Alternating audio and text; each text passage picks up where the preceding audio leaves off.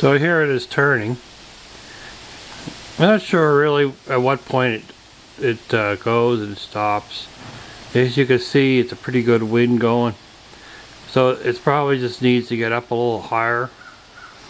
So maybe I can, once I add the PMA on there and bring some wires down, it will, I'll add on another 8 feet onto the tower, get it up a little higher, and see if it does better. I mean, this ornamental one, it just goes and goes.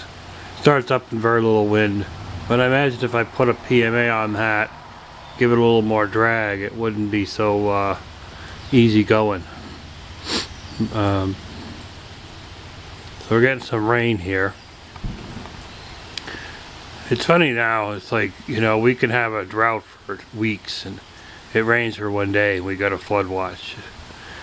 And we're up on a, 1,300, 1,400 feet, so imagine what the people are down on the sea level experiencing. But even though it's raining, it's really nice. It's been hot.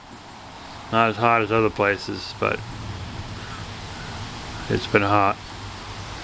So hopefully it'll kind of cool things off a little bit. So when I go skinny dipping this afternoon, it'll be refreshing. Have a great day.